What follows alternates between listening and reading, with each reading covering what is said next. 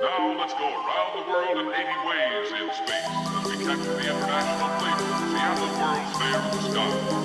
Here are scientific crossroads that symbolize the international spirit of space age tomorrow.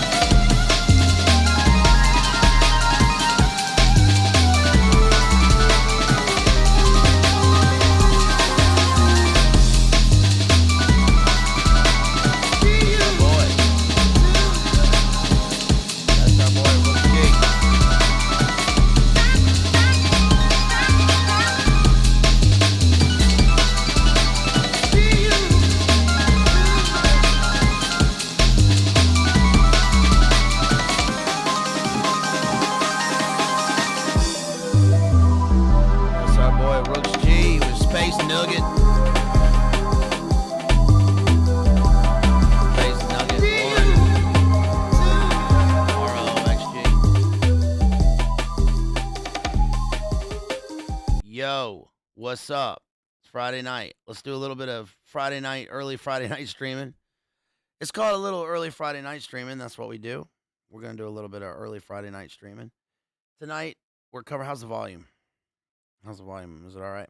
All right, so I'm taking those out. So tonight, we are covering Stephen King's The Dark Half. This is part of Dark Fall, Spooky Season, Spooktober, number 3. This is our third one. If you haven't seen it, please go back and watch last night's stream on Night Creatures.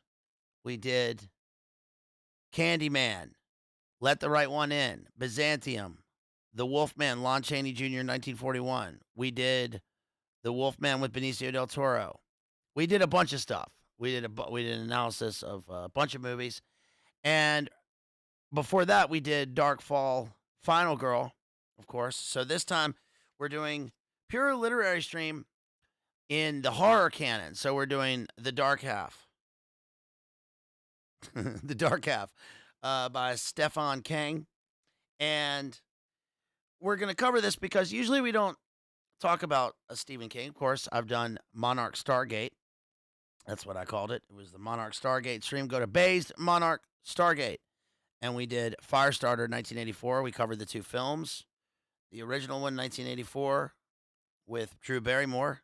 And then the reboot with Zac Efron. And then we also talked about Stranger Things in relation to that. Opening the Stargate, right? Project Pandora. So tonight, we're just going to cover Stephen King's The Dark Half because this is a good one. So the author wrote this book. This is supposedly his. I'm not into. I don't know the lore. Okay, I'm not really big on the lore. But you can comment afterwards if you can. If you want to tell everyone the lore, put a comment after the stream is over. But this is basically what I do know of the lore is that this is like Stephen King's last book before his break from his former life, substances and stuff, and onto his latter half works, I suppose. And it was a big hit. It was the second highest selling book after I think Clear and Present Danger. It's a Tom Clancy novel. I think it was Clear and Present Danger that came out in 1989. So second highest selling book that year. His books always sell well, obviously.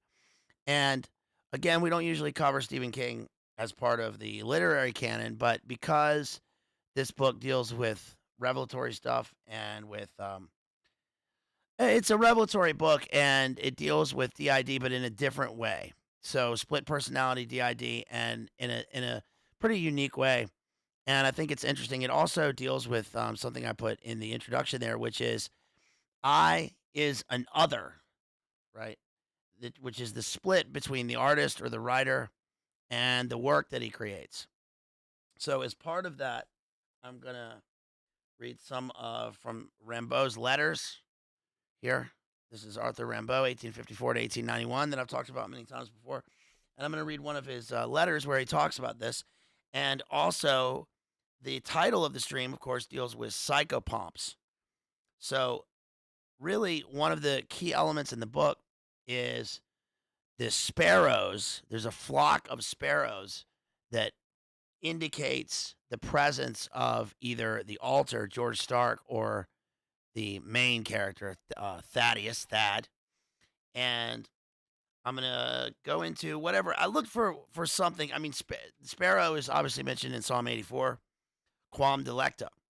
But it's also in a little bit in Robert Graves' The White Goddess. And then I looked for something about psychopomps, but I couldn't find it in just what I have at hand here. So this is Dictionary of Symbolism here. So we're going to talk about that. Yeah, different than a flock of seagulls.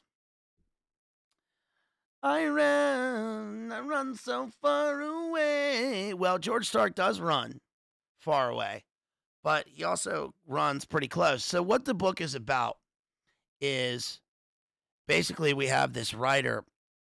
It begins when he's a child, and he's a prodigious writer. As a child, he lives in a kind of struggling household.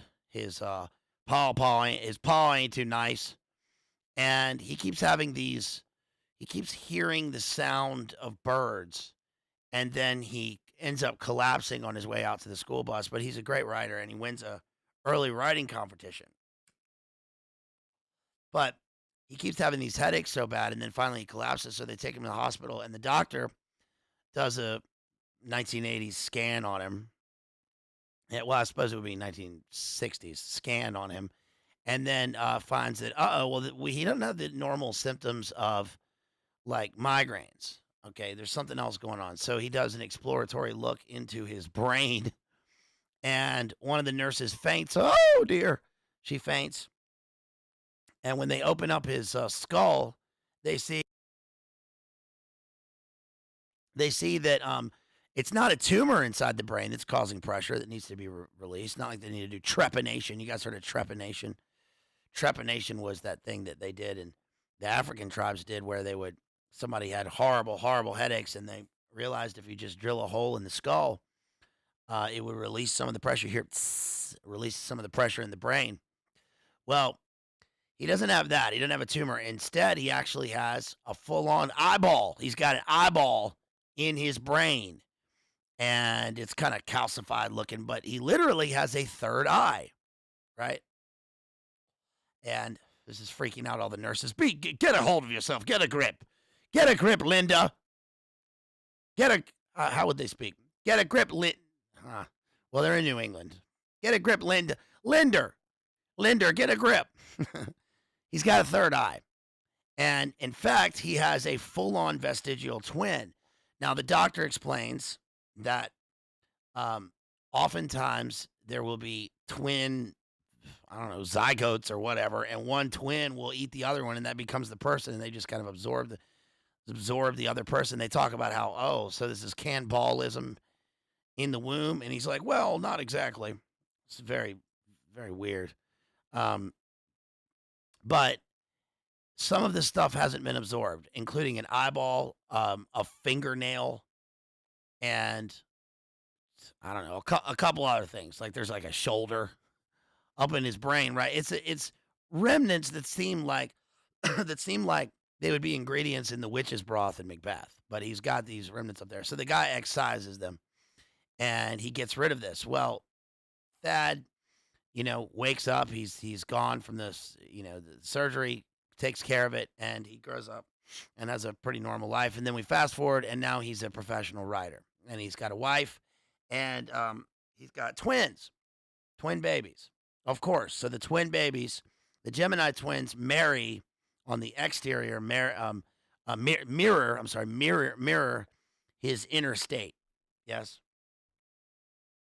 So then what happens is he's struggling as a writer, and he actually has a alter ego named George Stark, who's writing these darker novels, right? And his agent in New York will explain that, well,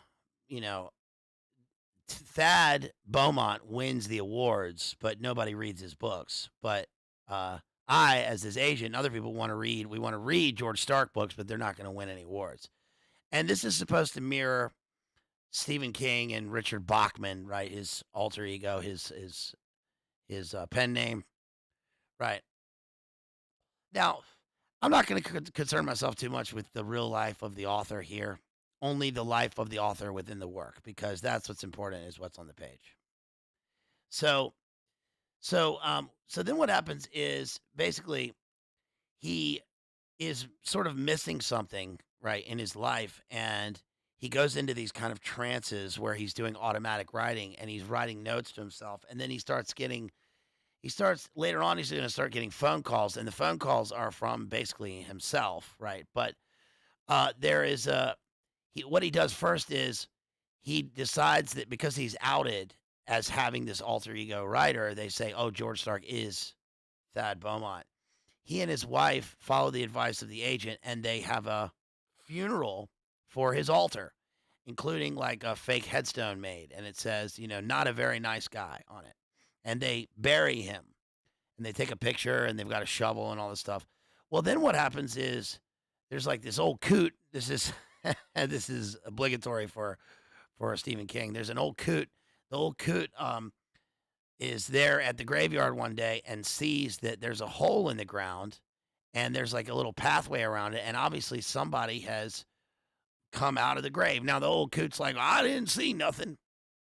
Right? I don't know what came out of there. It's not like there was a full casket or anything, but obviously something has arisen from the grave, and then this guy ends up getting smoked, and a bunch of people end up getting killed, and they get killed in a specific way, and we find that there's a serial killer on the loose, and the killer is killing in a series, and he's targeting people that are known to Thad Beaumont, right?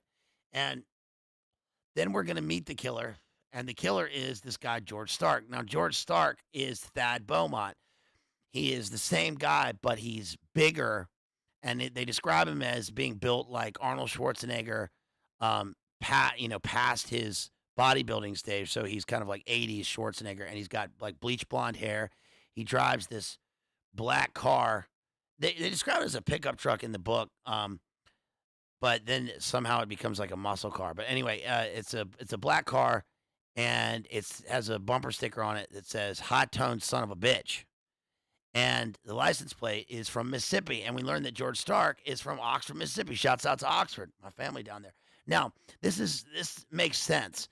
Um, there's a there is a bookstore in Oxford, um, and it's right on the corner in the square.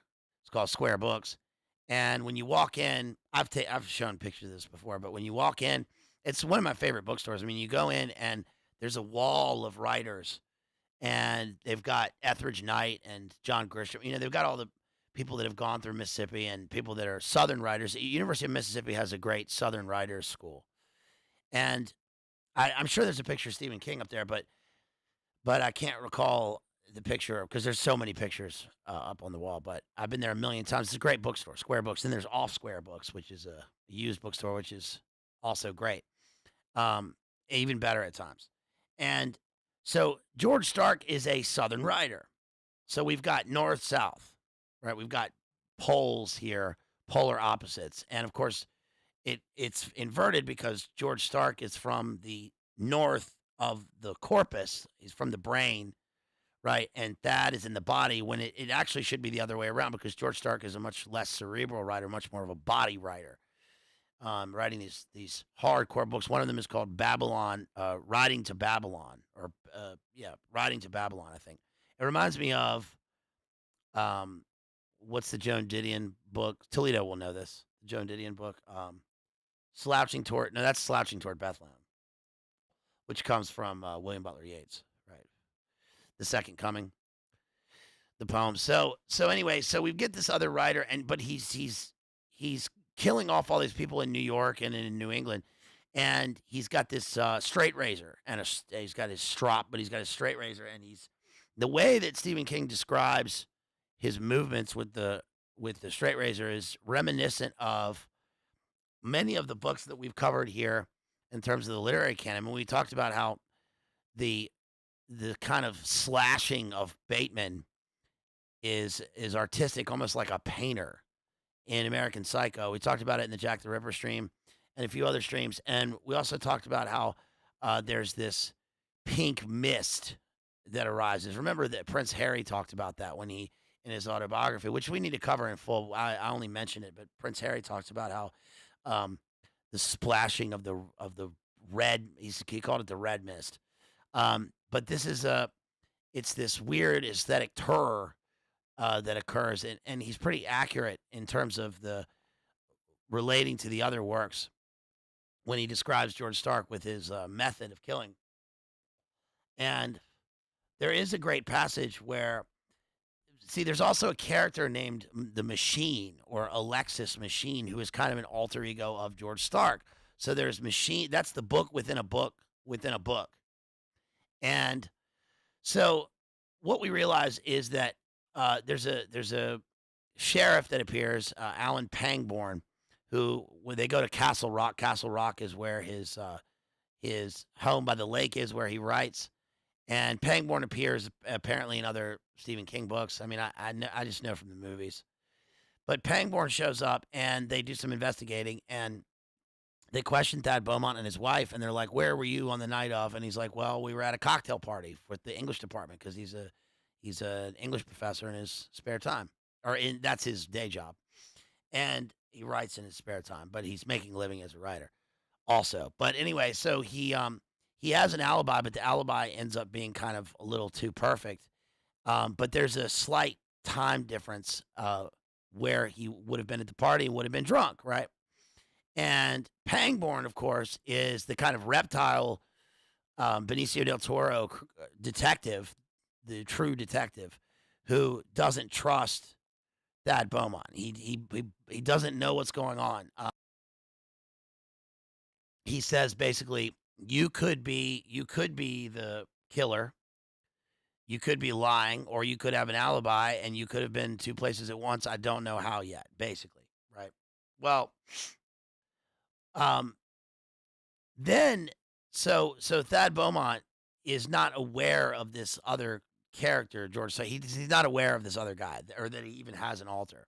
But he starts noticing these like time differences. And the time differences are the time kind of time holes are covered pretty well in the book. Like because we're going along with the journey of it was Chris Gaines, exactly. It was Sasha Fierce, right?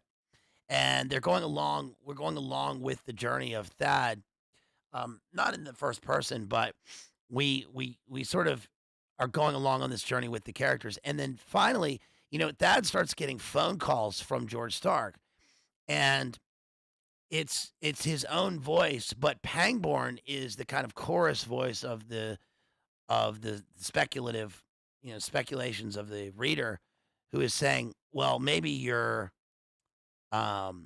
maybe you're recording this and you're calling yourself." And you start to think, okay, well, that's certainly possible.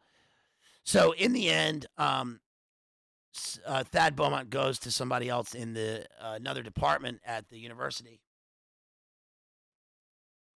who tells him about something called psychopomps. And the psychopomp this is straight out of like Robert Graves territory, even though it's not in the White Goddess. But the psychopomp is essentially any kind of character from the other world or from the afterlife who guides a human either towards life or towards death. They're a guide. They're a spirit guide, and there are a number of different archetypes of psychopomps.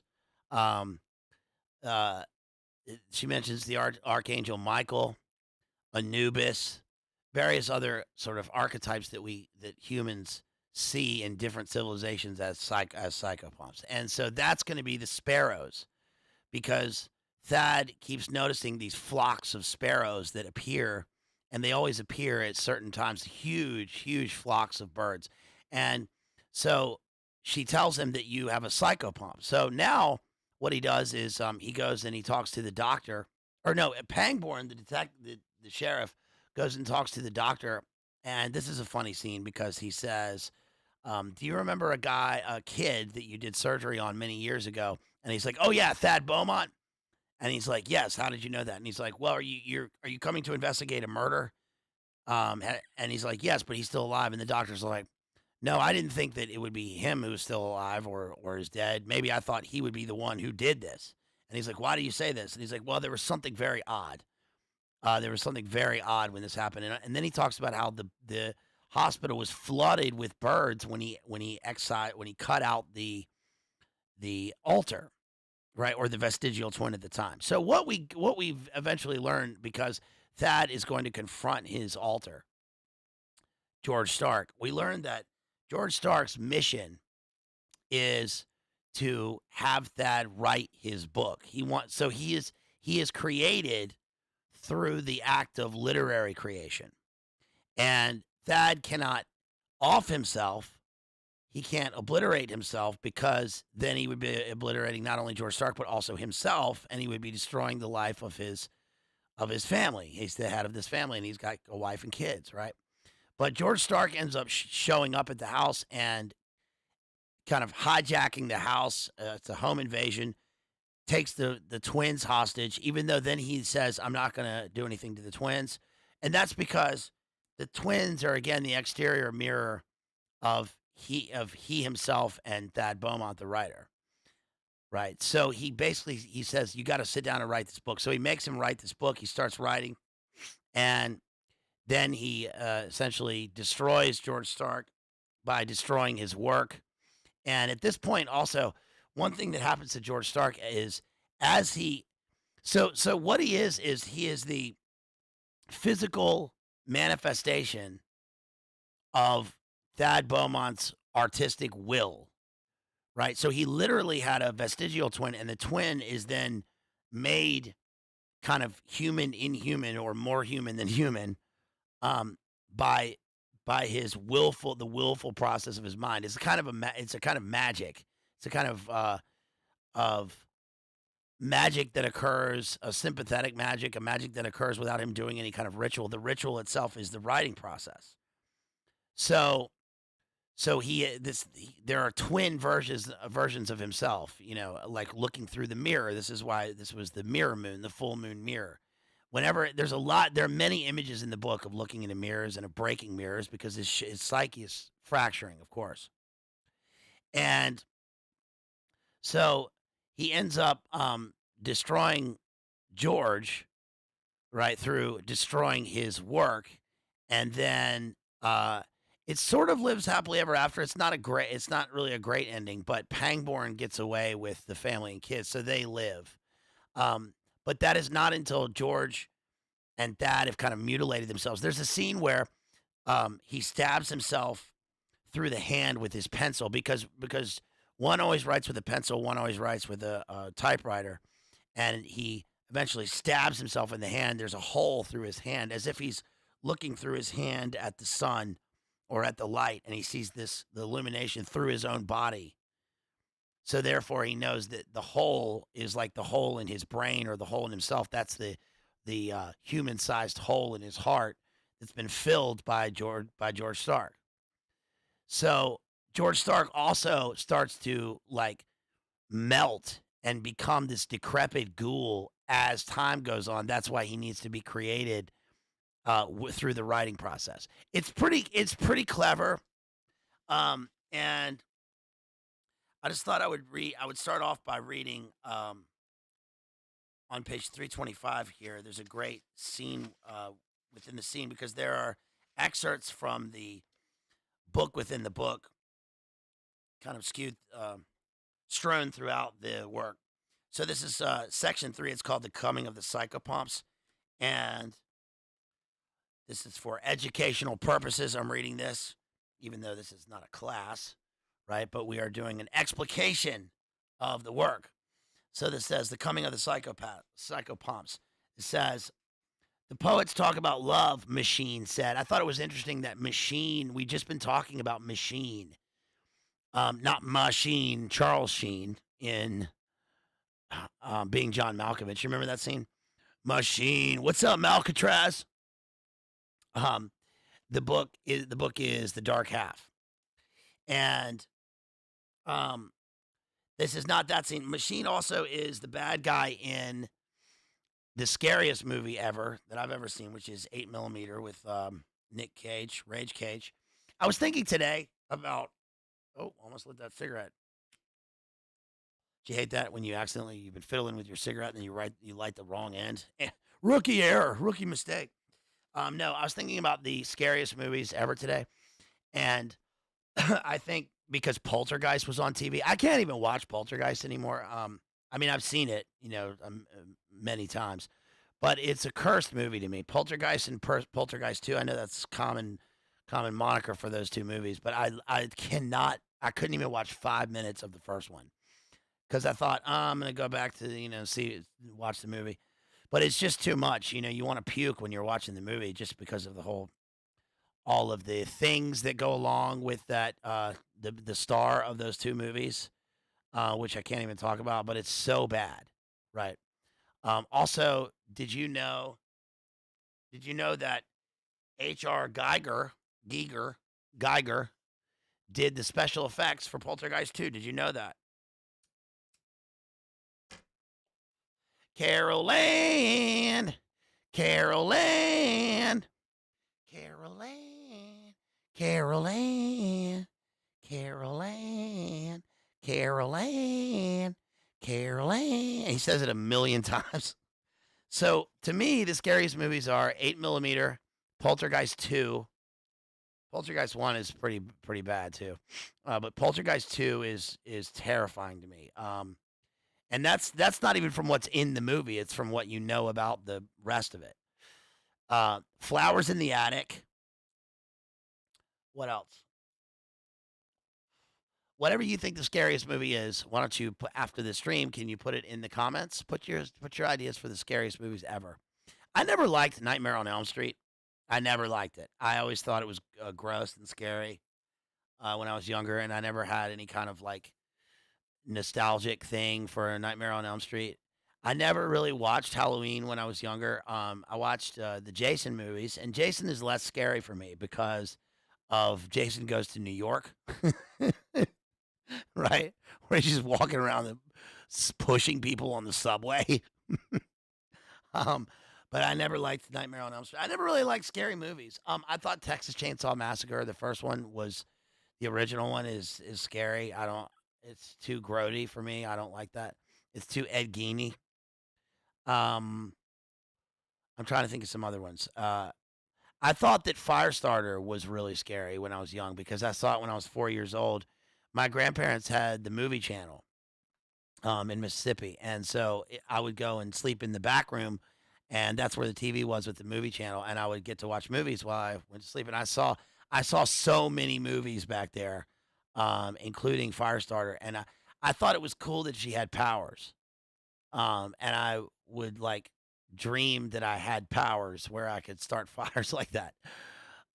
Like like Drew Barrymore, but also like I wish that I could fly, like the boy who could fly. When you guys were younger, did you like believe that you could fly? I mean, I did. I remember this like it was yesterday. I remember being 6 years old and going out for recess and running so fast onto the playground that I could fly. Like I thought I could fly. And I remember this one time I was like I got like I imagined that I got like 30 seconds off the ground and I was flying. I was like hovering by the ground. But I mean in reality it was probably half a second, but it seemed like I could fly. So leave your ideas for the scariest movies here in the chat and afterwards. But yeah, so Poltergeist reminded me of that. There was another one that I was just thinking of, but I can't remember what it is. Okay, but he says, I started talking about this. This rant was this little tangent was because of Machine, because Machine is the horrid uh thing, bruiser, enforcer, ghoul creature in 8 millimeter, which is a terrifying movie. So it says the poets talk about love. Machine said, running the straight razor back and forth along the strop in a steady hypnotic rhythm, and that's okay. There is love. The politicians talk about duty, and that's okay too. There is duty. Eric Hoffer talks about postmodernism. Hugh Hefner talks about sex. Hunter Thompson talks about drugs, and Jimmy Swaggart talks about God the Father, the Almighty, maker of heaven and earth. Those things all exist, and they are all okay. Do you know what I mean, Jack? Yeah, I guess so. It's page 325 of this book. Jack Rangeley said, he really didn't know, didn't have the slightest idea, but when Machine was in this sort of mood, only a lunatic would argue with him. Machine turned the straight razor's edge down and suddenly slashed the strop in two. A long section fell to the pool hall floor like a severed tongue. But what I talk about is doom, he said, because in the end, doom is all that counts.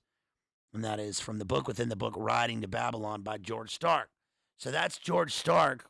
That's Thad Beaumont writing as George.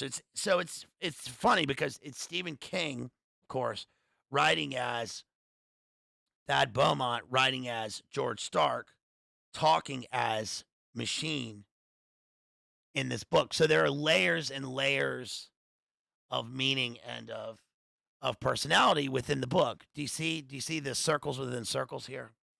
And I think that's a pretty revelatory passage because we see that his psychic mind, which is willed into person in this book, is really is the Superman, right? This really is the kind of nihilistic, dark doom angel, demon creature of of a kind of black justice, a dark justice, right? Within this book. And it's important to note that, he's not atheistic. He is, he's kind of a doom creature. He's a creature of doom, right? An agent of chaos. And that is what Stark is for Thad Beaumont. That's his other half. That's his side on the other. That's himself through the looking glass, right? So going back here, one of the other things was that George Stark does mention at times he is honest, right? he lies in terms of his actions, but he is honest in terms of what he says. And there's one part where he says, "The word of a Southern man. I give you the word of a Southern man, which is not taken lightly," because George Stark is a Oxford, Mississippi brute writer. So the book begins. Let's see here. The book begins with the prologue, and the prologue says, "Cut him," Machine said. "Cut him while I stand here and watch. I want to see the blood flow. Don't make me tell you twice." That's from Machine's Way by George Stark, another book within the book. And it begins, people's lives, their real lives, as opposed to their simple physical existences, began at different times. The real life of Thad Beaumont, a young boy who was born and raised in the Ridgeway section of Bergenfield, New Jersey, began in 1960. Two things happened to him that year. The first shaped his life. The second almost ended it.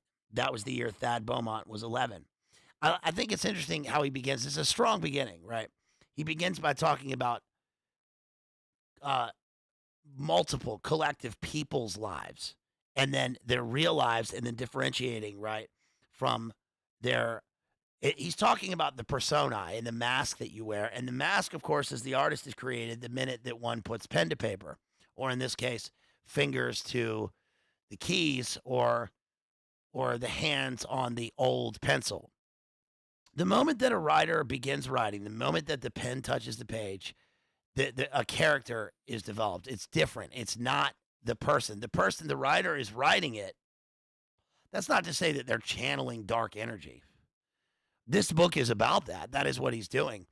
But they are creating a story, or they're creating a poem, and the voice of the speaker is almost even if it's autobiographical, especially in terms of verse, it's almost never purely or actually autobiographical. It's autobiographical in a different way, in a kind of physical way, versus a spiritual way. Something else is happening when you are writing. So it's an inner voice, right? An inner voice is coming out, or sometimes an exterior voice, in the case of this book. It says, in January, he submitted a short story to a writing contest sponsored by American Teen Magazine. This reminds me of Sylvia Plath. Sylvia Plath did this, right, with was it Cosmo? Sylvia Plath submitted a bunch of work to different magazines and ended up working for them when she was young. She wrote for teen magazines. And also Rimbaud. Rimbaud won early contests for writing hexameters as a child in France. In June, he received a letter from the magazine's editors telling him that he had been awarded an honorable mention in the contest fiction category. The letter went on to say that the judges would have awarded him second prize had his application not revealed that he was still 2 years away from becoming a bona fide American teen. Still, the editors said his story, Outside Marty's House, was an extraordinarily mature work, and he was to be congratulated. It's interesting that his first work is called Outside Marty's House, because the house, of course, represents the mind of the writer, or at the very least, or I'd say at the most, the mind of the speaker or the character. So outside, we have two different perspectives, or two different points of view. We've got this, even from the title. This is why titles are so important, right? Because even from the title that he would write as a child, right, that we have a Marty, we have a character, and we have another character. There are already two characters just from the title. And we have one necessarily standing outside of the house looking in. And so that is what George Stark is doing. He's looking into the house of Thad Beaumont. That he's figuratively looking in, and then he's literally, at the end, he's literally looking into the house. Or it gets reversed, and it's like Thad Beaumont is looking at himself from the outside. Even though what we're going to learn is that both characters were united in his one body at the beginning. On page, 37C, there's a good passage here. And it says,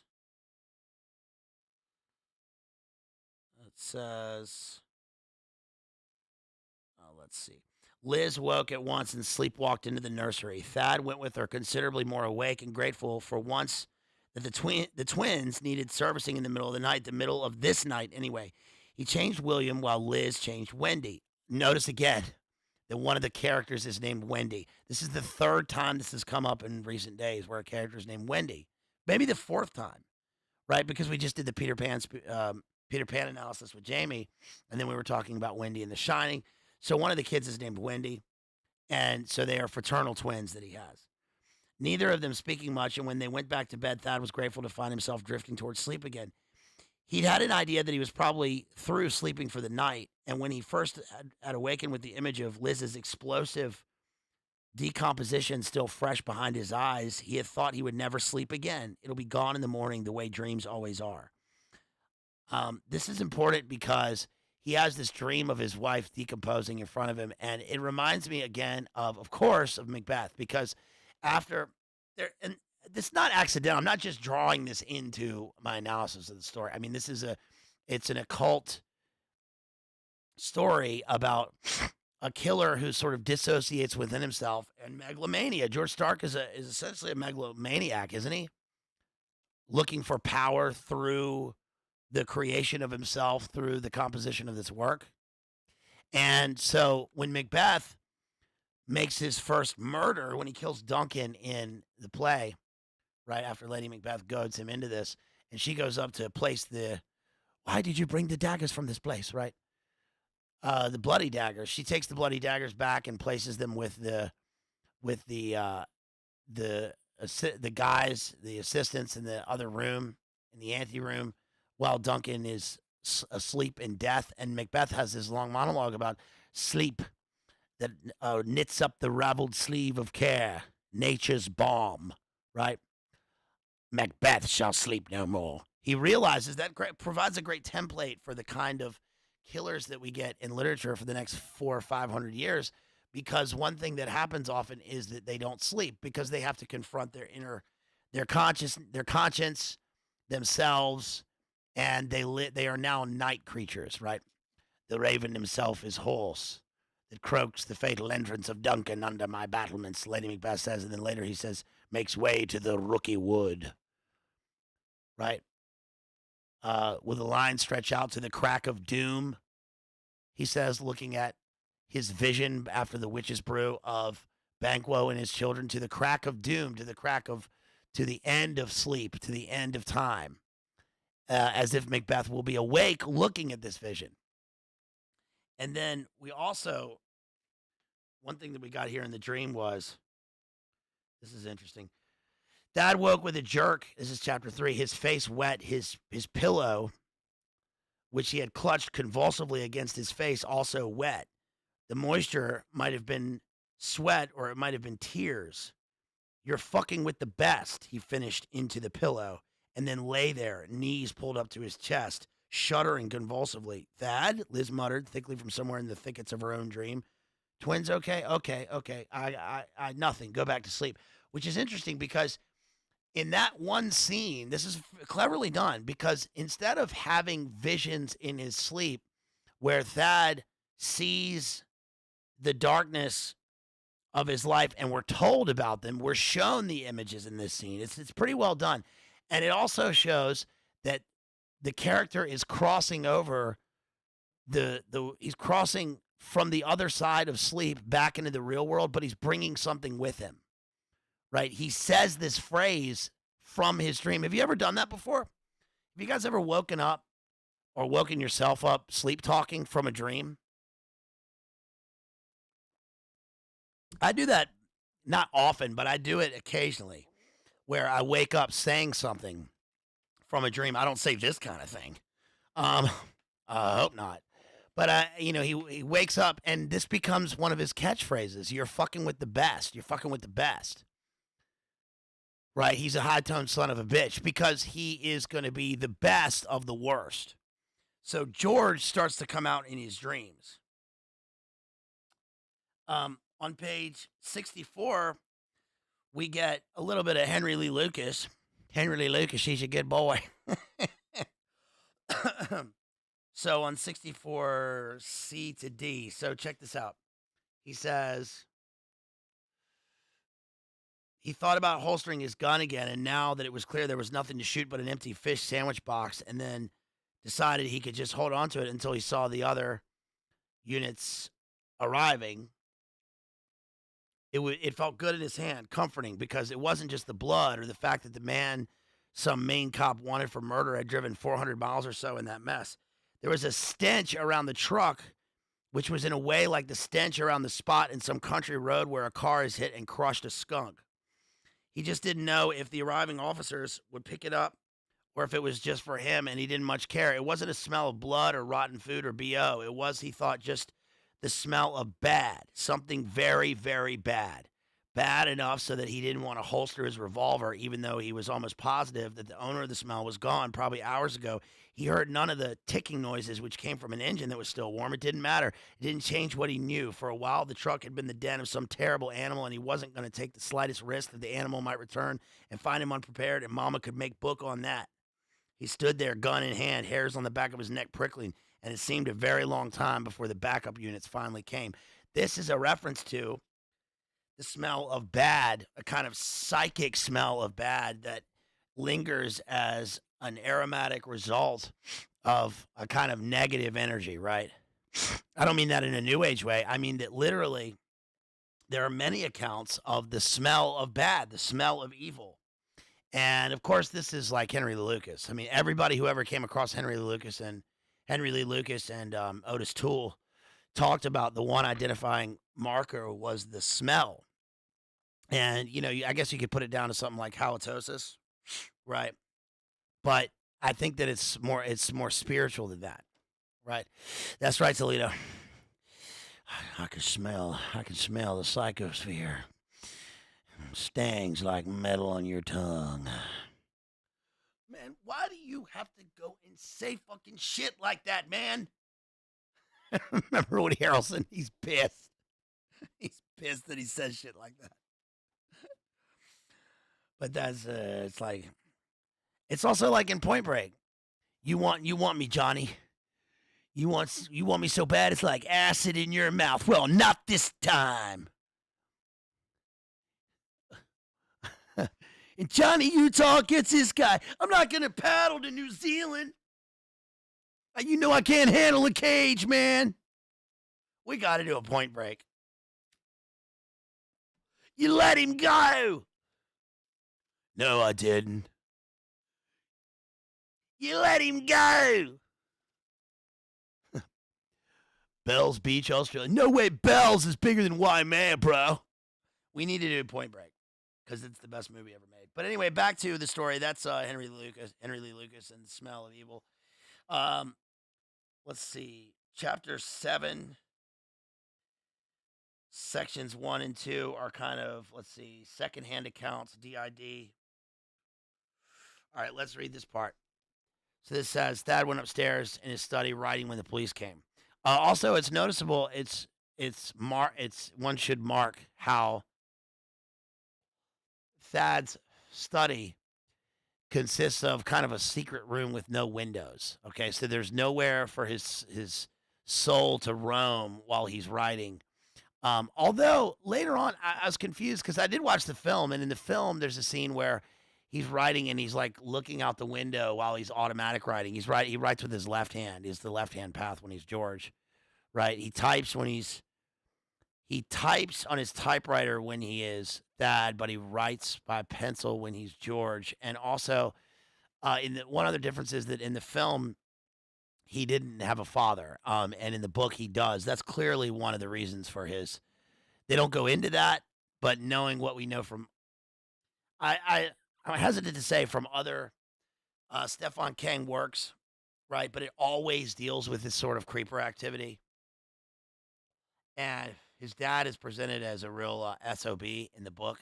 So we know that he's been probably bashed around, and that's resulted in this thing that he has. But it of course, it takes on a more spiritual dimension. But that's not to say that the two aren't, that they are mutually exclusive, right?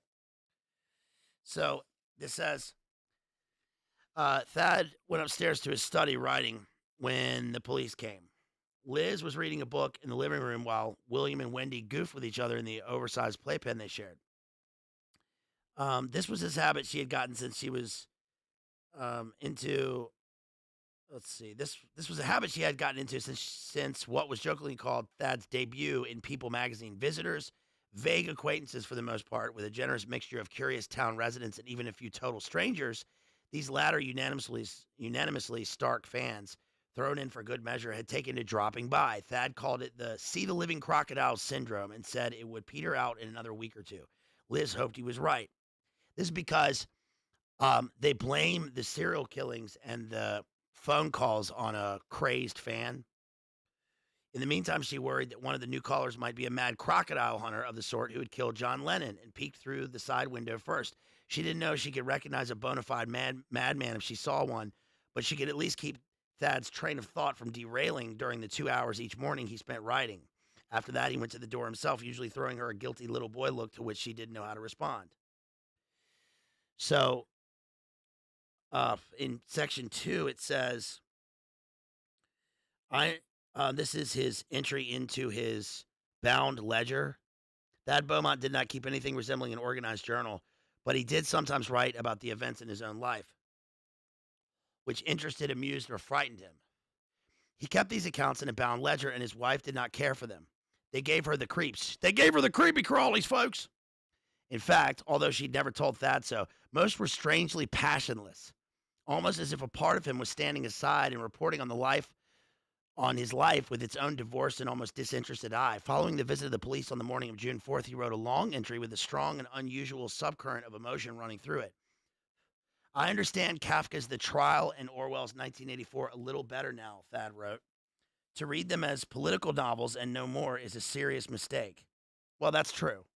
I suppose the depression I went through after finishing Dancers, his book Dancers, and discovering there was nothing waiting behind it except for Liz's miscarriage, that is, still counts as the most wrenching emotional experience of our married life. But what happened today seems worse, he says. I tell myself it's because the experience is still fresh, but I suspect it's a lot more than that. I suppose if my time in the darkness and the loss of those first twins are wounds which have healed, leaving only scars to mark the places where they were, then this new wound would also heal, but I don't believe time will ever gloss it over completely. It will also leave its scar, one which is shorter but deeper, like the fading tattoo of a sudden knife slash. Damn. Interesting that that's in his journal, right? Shouts out to Bane Bear right there, who drops $2 in a super chat. Thank you so much. He says, "What's up, legend? What's up, homeboy?" Hey, listen. Shouts out to everybody out there. Please like and share the stream. And also, please go back and watch the movie stream from last night. Check out all the stuff. I've done like a bunch of streams over the past 2 weeks, you guys. Help me get those numbers up. Help me get those Gilbates numbers up. We did a great, if you missed it, Thursday nights are a lot of fun, you guys, if you come to the Boiler Room Rockfin, because we had a lot of fun last night. It was me, Hesher, Spore, Ruckus, and Jamie. And they asked Jamie at the beginning, so what's on your mind? And Jamie mentioned what was on her mind, what kind of work she's been doing recently, talking about symbolism, runes, the NOx ritual with OTO, aliens, all kinds of stuff. And we talked about that for almost the entire time. So it was a good, 2 or 3 hours on Boiler Room. A lot of fun that we had. Go and check out my interview that I did on Joseph Arthur's channel last week on TNT Radio Live. Tomorrow night, I will be on Digital Mindfield's channel. That's our friend Maddie.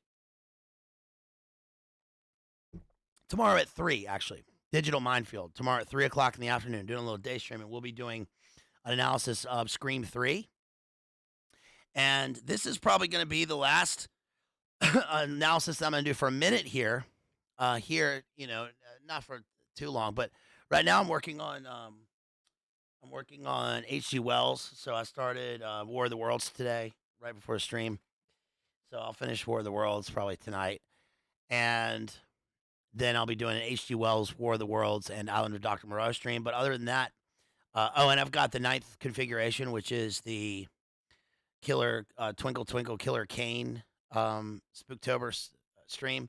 And then there's sponsored streams. But other than that, this is going to be, it's going to be a few days here. So please go back and watch some of the streams that we've done over the past couple of days, you guys. Hope you're enjoying this Spooktober literary stream from the horror canon of Stephen King. I thought it was interesting in that paragraph that the way he was talking about how his wife had miscarried 2 twins. So we have the death of Gemini twins. I'm not saying that astrologically. I'm saying that as an archetype, right? And then we have the birth of the twins, and then we have the birth of Thad the writer, and the willed psychical birth of his vestigial twin into a ghoul human human composed ghoul altar, right? DJ says Manson's stream was lit. Hey, thank you, DJ. I really appreciate you down there in Alls. Thank you so much for that. Bane Bear sends $2. Says, hope you see my shizzle someday and laugh. Much love. Thank you so much, Bane Bear. Really appreciate you. Let's go on to. Let's see. He mentions. See, do you see how the prerequisites we do always end up working for us? Like, so he mentions on page 124, he says, I will call it the William Wilson complex, he thought, drifting back into sleep again. But when the morning came, the dream did not seem worth talking about, not on top of everything else. So he didn't. But as the day passed, he found his mind returning to it again and again, considering it like a dark jewel. There's 2 elements in that paragraph that we've covered as prerequisites. One is William Wilson. Remember I did a whole stream on Edgar Allan Poe. I've done 3 streams on Poe now. One recently on Casca the Amontillado as part of the, I think that was was that in Final Girl? That was in one of the streams we did recently. But William Wilson was in that early Poe stream that I did, like one of the first 5 streams on the channel. And I talked about William Wilson, the short story. That's my favorite one because it's where the character follows the character around the city and then literally confronts himself. So the doppelganger is not just someone who looks like you, it's yourself. It's not a clone, it's actually you. And that is what happens in this book, right? That George Stark and Thad Beaumont are both the same person. They are from the literal same person. And also the dark jewel. We talked about the dark jewel, and the dark jewel is how that is how Captain Hook was described in J.M. Barrie's Peter Pan. You remember that? They talked about his eyes like a dark jewel. Let's see. Okay, so this is a great passage on what George Stark does to his victims. Let's see, I'm going to start with 133. 133B and 133E. Okay. Because this is a good interpretation of Cubism and Picasso. She stared at him, all eyes. Remember, we did a surrealism stream, and it's interesting to note how Man Ray and George Hodel and the Black Dahlia can be seen as a kind of artistic work, like Man Ray organizes and arranges body parts in some of his photography. And this is going to be an interpretation of Picasso's Cubist faces. So he says, she stared at him, all eyes. Blood ran slowly down her chin. A drop fell off and landed on the bodice of her dress. Never get that out, sis, the blonde man thought. The blonde man is George Stark. They say you can get it out if you rinse the spot fast in cold water, but it isn't so. That's out, damn spot. That's Lady Macbeth. They have machines, spectroscopes, gas chromatographs, ultraviolet. Lady Macbeth was right, he says. There you go. There's your Lady Macbeth reference. If that bad thought comes back, I'll see it in your eyes, sis. They're such big, dark eyes, just like Captain Hook's dark jewel. You wouldn't want one of those big, dark eyes running down your cheek, would you? She shook her head so fast and hard, her hair flew in a storm around her face, and all the time she was shaking her head, those beautiful dark eyes never left his face, and the blonde man felt a stirring along his leg. Sir, do you have a folding ruler in your pocket, or are you just happy to see me? That's fucking whack, that part.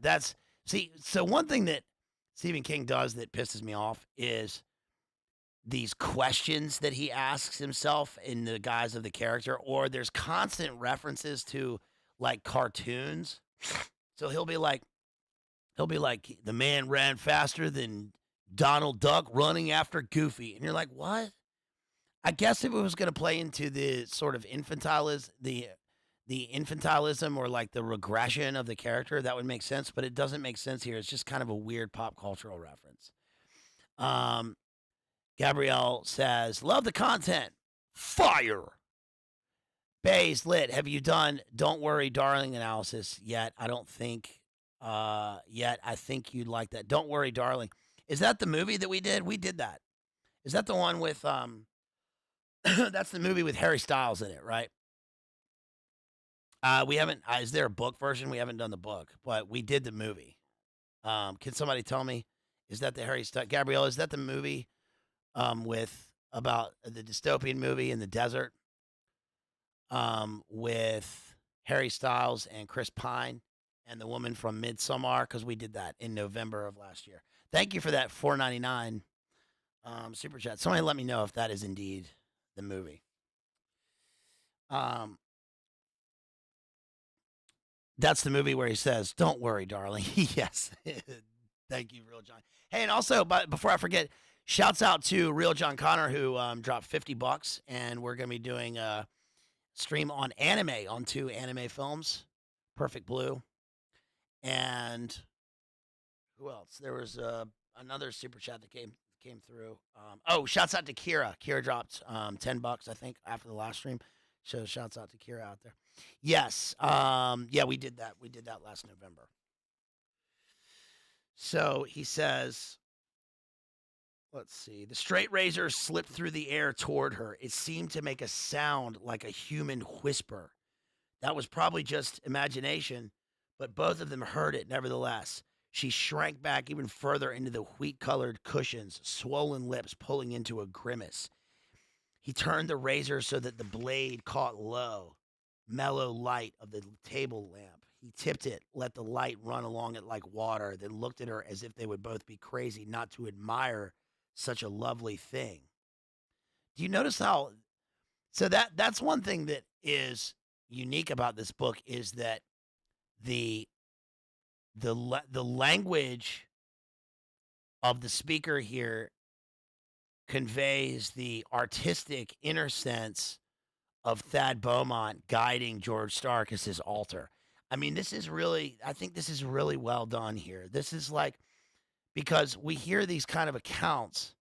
You look at the pictures from Dahmer's room, right, where he has the satanic body altars. I don't mean altar as in a person, altar, ALTAR, right? You look at the photographs that Leonard Lake and Charles Ng took. Don't look at the photographs. But there's always this sort of body shock, body horror art in the accounts of these serial killers, and he really kind of hits it with this book. On page 135B, he says, there's a thing about Picasso. He says, this in this part he's going after I think the wife of the agent in New York. He kills a bunch of people in this book. He says, wait, 135B, where is this?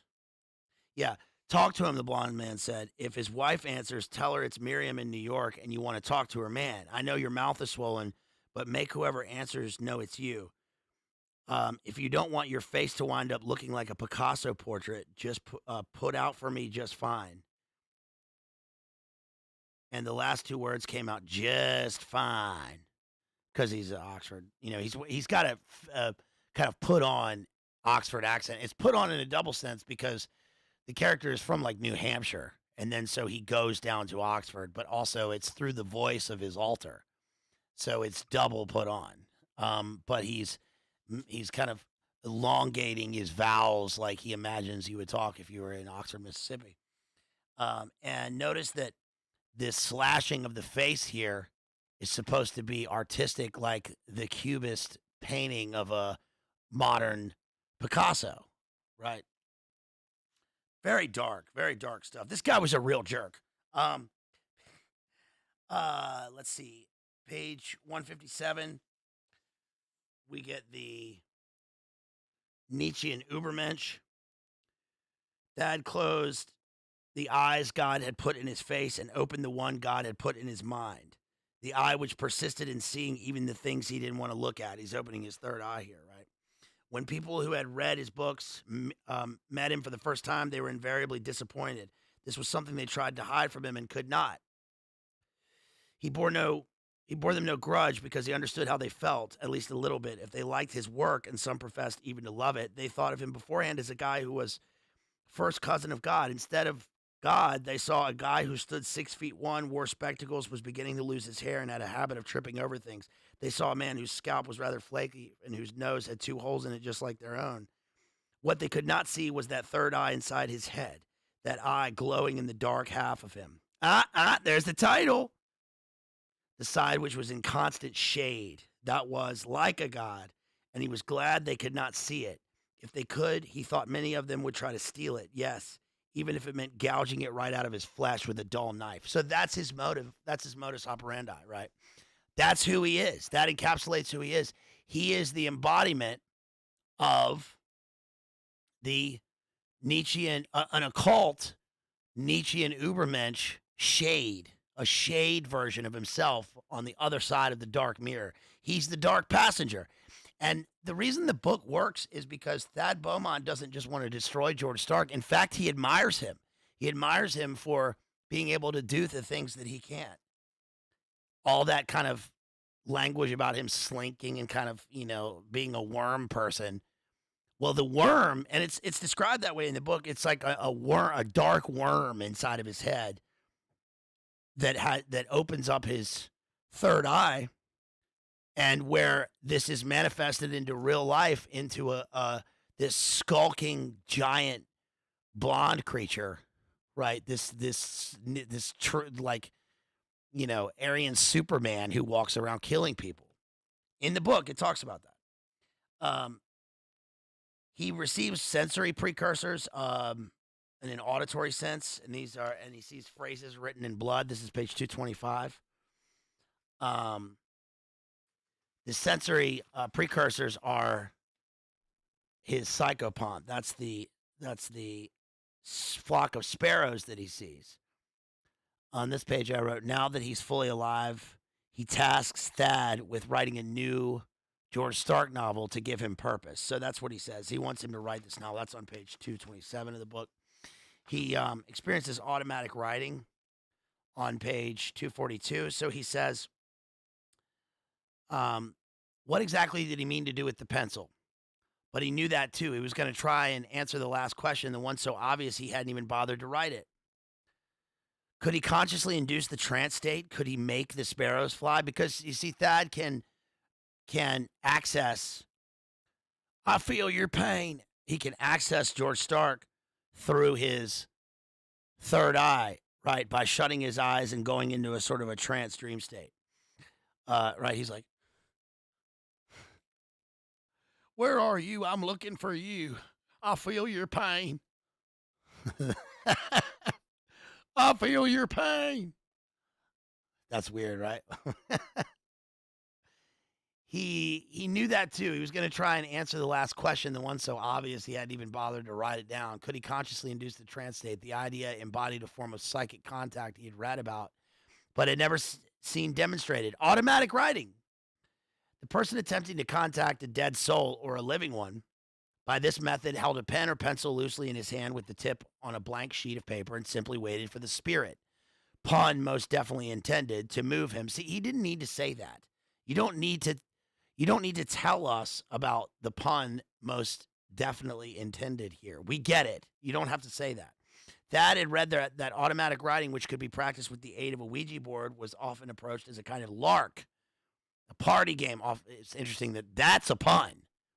That's the pun, the lark, the sparrow. Even that this could be extremely dangerous, that it could, in fact, lay the practitioner wide open to some form of possession. How often have we heard this? That when the artist or when the writer is trying to contact outside inspiration. Well, inspiration, the original inspiration is the breath of God, right? That's the breath of life. That is God breathing into Adam. When we expire, when we die, we expire, we exhale the breath of life, right? It goes out.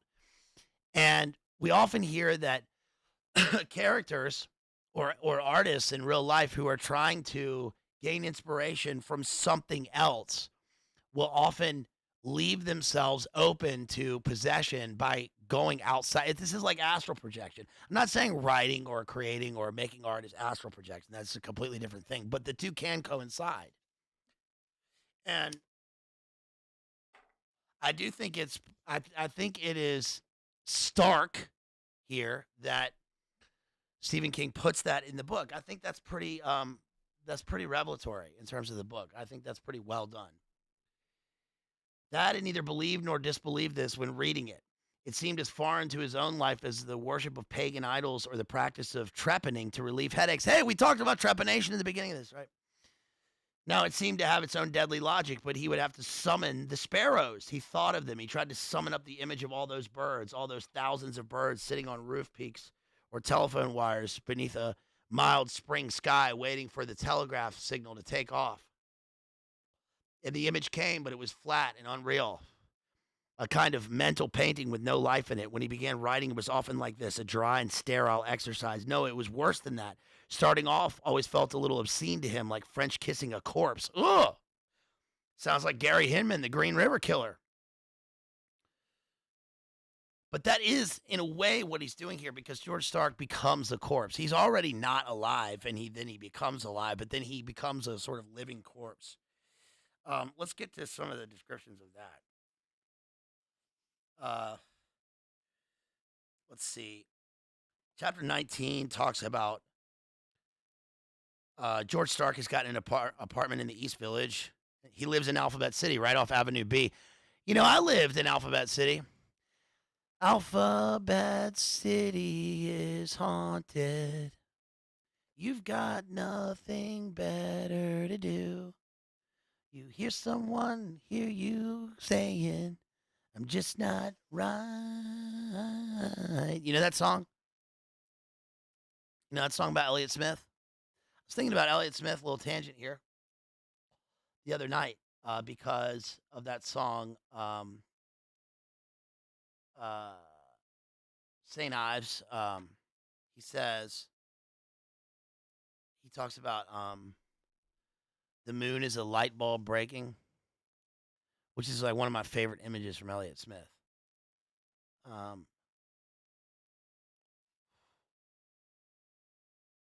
Yeah, the moon is a light bulb breaking. He was living in Alphabet City and talks about Alphabet City in New York. And I lived in Alphabet City right off of Avenue A, right by Tompkins Square Park. And so it's interesting that George Stark, I lived right across from, there's a famous neon sign in New York that was there.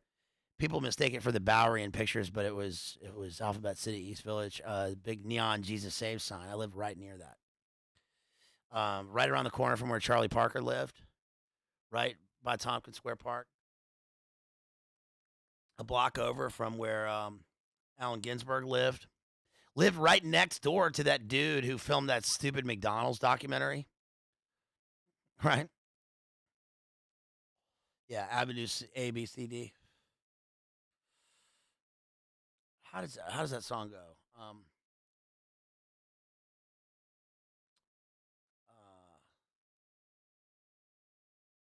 the moon is a light bulb breaking, and it won't come down. Everything is exactly right when I walk around here drunk every night with an open container from 7-Eleven and a St. Ives heaven.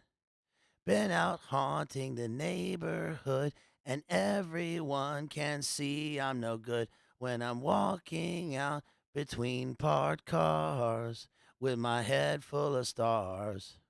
He says, high on amphetamines, the moon is a light bulb breaking. The moon is a light bulb breaking, and it won't come down. So, okay, so that's my singing hour for you guys. He's got the voice of an angel. I feel your pain. How dare you?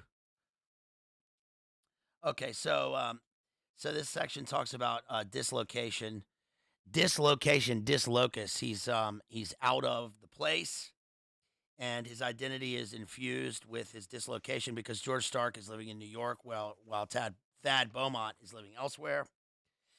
Then we get the psychopomps. So let's talk about the psychopomps because this is an important passage. He goes and meets with this woman from one of the departments. She's probably working for the department on magical research and resources, like they just opened up at University of Exeter. If you guys watched Boiler Room last night, you know that Jamie brought that up, and that's a real thing. They are starting a department based on Aleister Crowley magical research. Right, I guess they were inspired by the stories of the young Harry Potter. Listen up, Harry Potter. I'm here to find you. Because Harry Potter was the young Aleister Crowley. So she talks about psychopomps here. She says, sparrows, loons, and especially whippoorwills are psychopomps. Not without some triumph in his voice. I knew there was something about whippoorwills. Psychopomps, Dad said doubtfully. From the Greek, Raleigh said. Oh, this is a dude in the book. In the movie, they have a woman, but it's Raleigh's a man. Meaning those who conduct. Psychopomps, those who conduct. In this case, those who conduct human souls back and forth between the land of the living and the land of the dead. According to Berenger, loons and whippoorwills are outriders of the living. I love that term, though. Outriders of the living. They're almost like ring wraiths. They are said to gather near the place where a death is about to occur. They are not birds of ill omen. Their job is to guide newly dead souls to their proper place in the afterlife. Gatherings of sparrows are rather more ominous, at least according to Berenger. Sparrows are said to be the outriders of the deceased.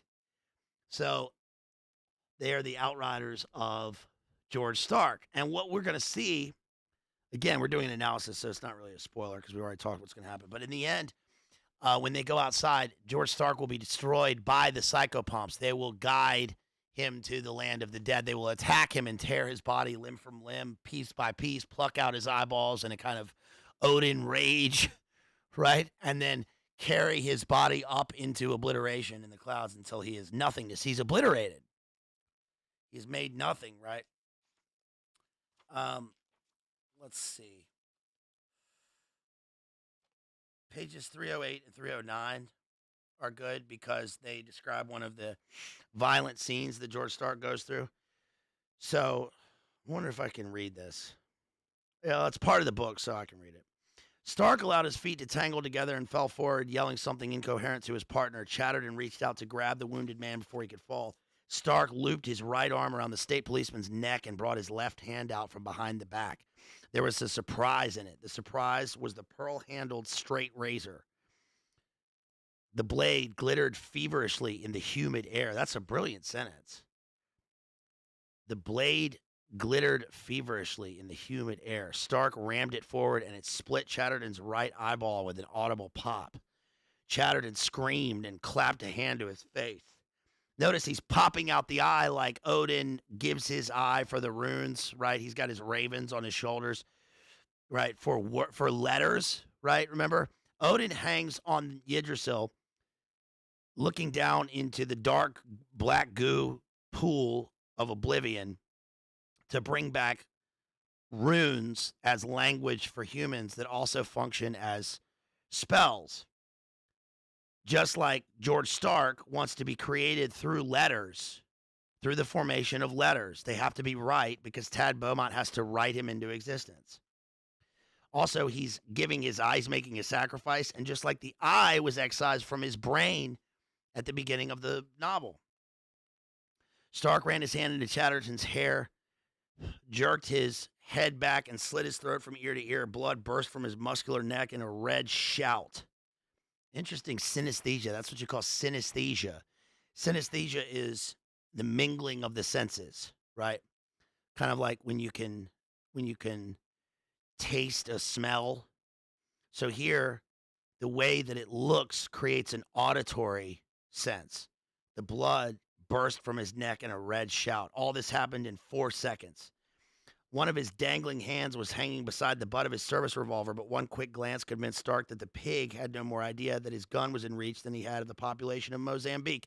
That's another Stephen King phrase that sort of phrase really pisses me off. You don't need to do. There's no reason.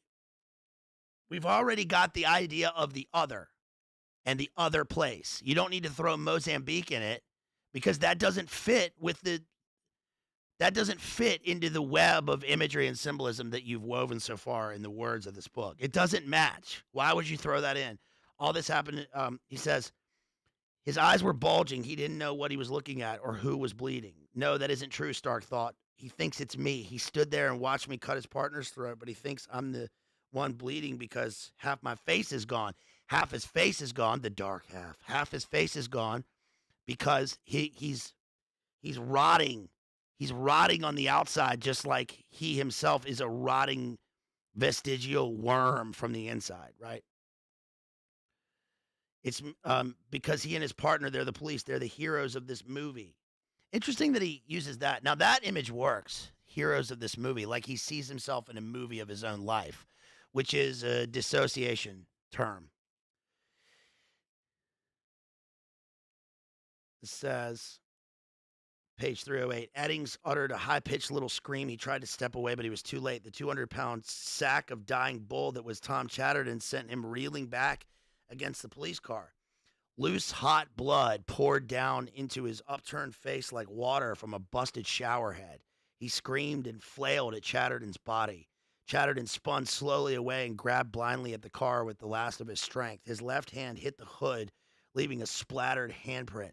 His right grabbed weakly at the radio antenna and snapped it off. He fell into the driveway, holding it in front of his one remaining eye, like a scientist with a specimen too rare to relinquish it, even in extremis. In extremis meaning death. Eddings caught a blurred glimpse of the skinned man coming in low and hard and tried to draw back. He struck the car. It's pretty stark imagery here, right? Kristen, you came in just at the right time. Okay, and then here he is rotting because he hasn't been created in the book. You're a vampire, page 313. You're a vampire. He's put you on a diet, so you break in here, you terrorize me and threaten my babies. You're a fucking coward, George Stark.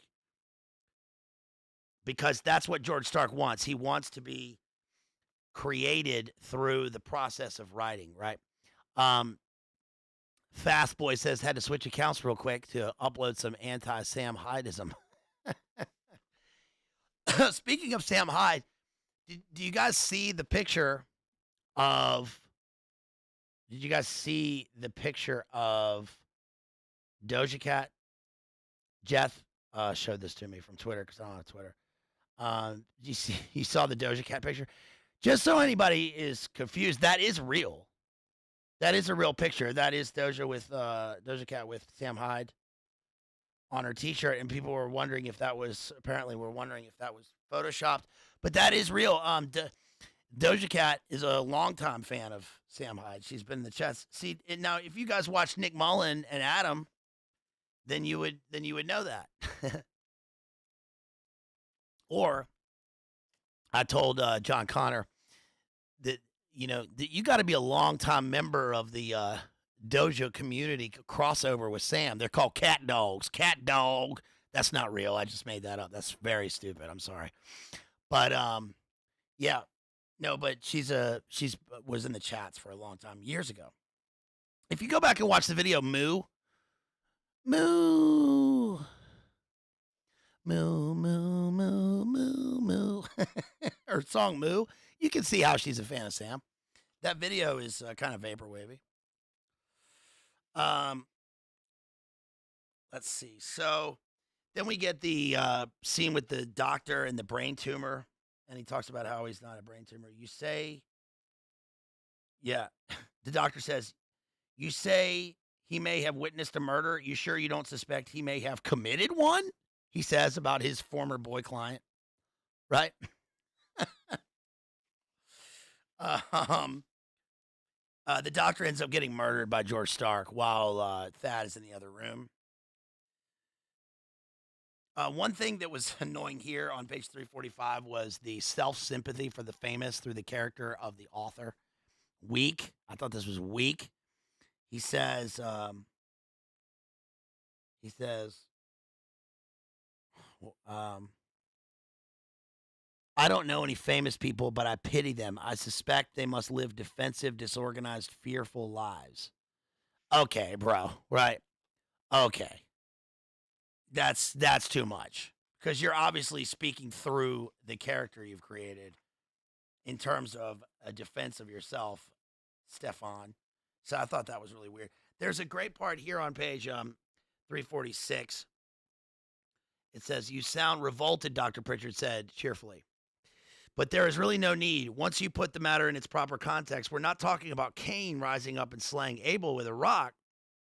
This was an act of murder. It's just that some biological imperative we don't understand went to work here. A bad signal, perhaps, triggered by something in the mother's endocrine system. We aren't even talking about fetuses if we speak exactly. At the time of absorption, there would have been two conglomerates of tissues in Mrs. Beaumont's womb, probably not even humanoid, living amphibians, if you will. And one of them, the larger, the stronger, simply swarmed over the weaker and folded it and incorporated it. And then the sheriff says it sounds fucking insectile. It's a great word, insectile. But it seems out of character for Pangborn to say this. I don't know if I could say that accurately right now. But I will say that insectile, amphibian, and humanoid dealing with this part I disagree with this because now we're talking about a kind of Nietzschean evolutionary worldview where cannibalism is committed in let's say uteroid. Let's say that. I gotta watch the terms. And you know, come on, right? So that's a kind of a basis for this. But it does make sense in the paradigm of the writer within this book. It's just not true. Or it's true for him, but it's just not factual and true in the capital T sense, right? Then on page 349, there's a part about actors and artists invite ghosts as acceptable mediums. They mentioned the Wizard of Oz, which is interesting because we just covered that not too long ago, Jay. It says, "You're forgetting the fingerprints and the voice prints. You're forgetting Thad's and Liz's calm, flat assertion that George Stark is real, that he's willing to commit murder in order to stay real. And now you're trying like hell not to examine the fact that you are starting to believe it all might be true. You talk to them about how crazy it would be to believe not just in a vengeful ghost, but in the ghost of a man who never was." So it's kind of like a vengeful ghost, like King Hamlet. "But writers invite ghosts, maybe, along with actors and artists. They are the only totally accepted mediums of our society." Well, not anymore. It's not the status quo now, right? But they make worlds that never were, populate them with people who never existed, and then invite us to join them in their fantasies. And we do it, don't we? Yes, we pay to do it. Interesting to take here, right? Alan knotted his hands tightly, extended his pinky fingers, and sent a much smaller bird flying across the sunny wall. A sparrow. You can't explain the flock of sparrows that hit Bergenfield County Hospital almost 30 years ago any more than you can't explain how two men can have the same fingerprints and voice prints, but now you know that Thad Beaumont shared his mother's womb with someone else, with a stranger. Because the sheriff finds that that's another reason why he, yes, Jeff, that's another reason why he wants to arrest Thad Beaumont as the perpetrator of these crimes because he finds that the fingerprints were Thad Beaumont's, but he couldn't possibly have been there. He was somewhere else. So it's interesting because instead of a story where we have DID and the person is two people on the inside, in this one, he's two people on the outside. So he is literally like in two places at once in the book. And I think that's a unique story. It's a unique way of telling the story. Also, he ends up driving a Volkswagen Beetle, just like Ted Bundy. just like was spotted at Son of Sam, the yellow Volkswagen Beetle. He mentions William Burroughs. Oh, he starts popping Percodans too, because he has this. Yeah, Percodans aren't made anymore, but they're just Percocet now. But after he gets this wound, this is earlier on, page 252. After he stabbed himself in the hand with his pencil,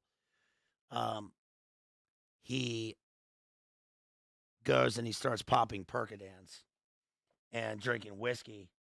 And then on page 396, he says, I was, or perhaps I should say we were, on a panel with Burroughs in 1981 at the New School in New York.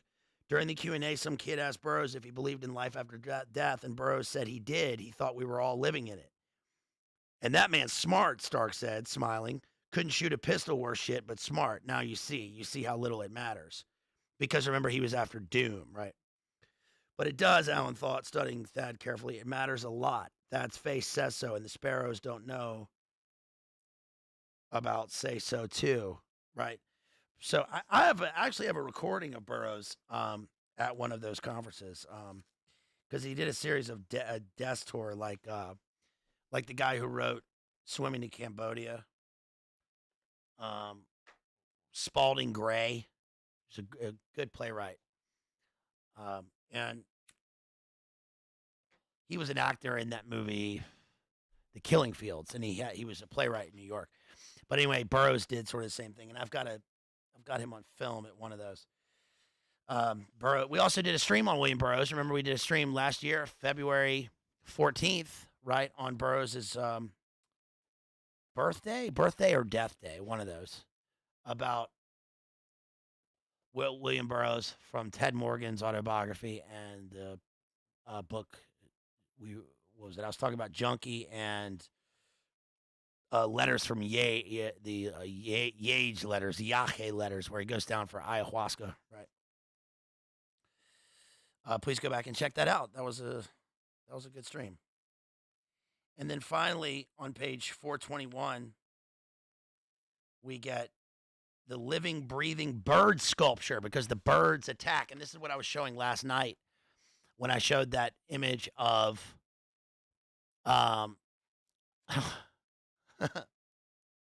yeah, but my last name is Henley, not my first name.